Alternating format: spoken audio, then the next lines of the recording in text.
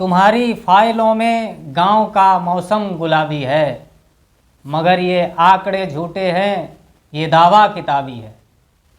उधर जमहूरियत का ढोल पीटे जा रहे हैं वो, इधर पर्दे के पीछे बर्बरियत है, नवाबी है। तुम्हारी मेज चांदी की, तुम्हारे जाम सोने के, यहाँ जुम्मन के घर में आज भी फूटी रकाबी है। साथियों नमस्कार, खोज खबर डिजिटल से मैं हूं आलोक कुमार।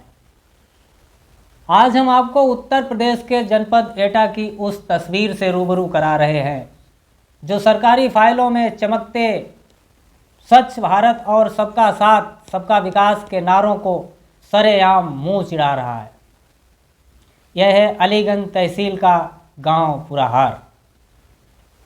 तस्वीर में जो गेट दिख रहा है यही है ग्राम पंचायत जो अलीगंज और नवाबगंज मुख्य मार्ग पर स्थित है।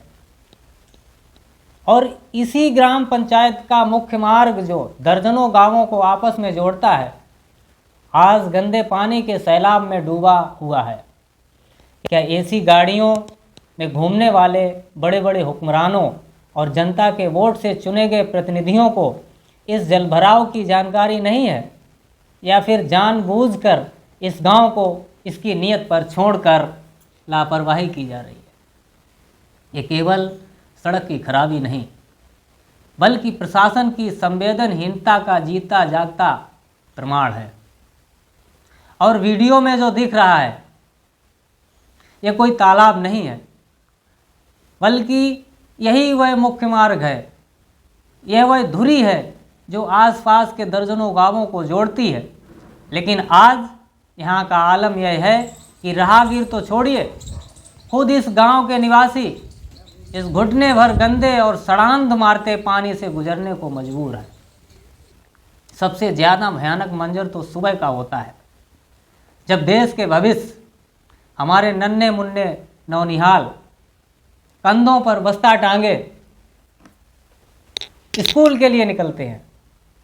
क्या जनप्रतिनिधियों और प्रशासन ने कभी सोचा है कि उन मासूमों पर क्या बीतती होगी जब वे इस गंदगी में गिर जाते हैं?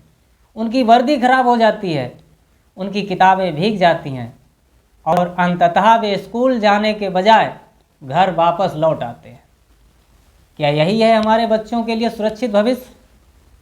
उनका भविष्य इस कीचड़ में सड़ रहा है और जिम्मेदार अधिकारी चैन की नींद सो रहे हैं। क्या यह व्यक्तिगत देश भावना है या फिर विकास के नाम पर महज खाना पूर्ति? सवाल यह उठता है कि आखिर यह लापरवाही क्यों? अगर यह किसी छोटी गली का मामला होता तो शायद अनदेखी का बहाना चल जाता, लेकिन यह तो मुख्य मार्ग है। क्या यह किसी व्यक्तिगत देश की भावना है या फिर प्रशासन की संवेदनहीनता की पराकाष्ठा? क्यों इस गांव के लोगों को नरकीय जीवन जीने के लिए मजबूर किया जा रहा है?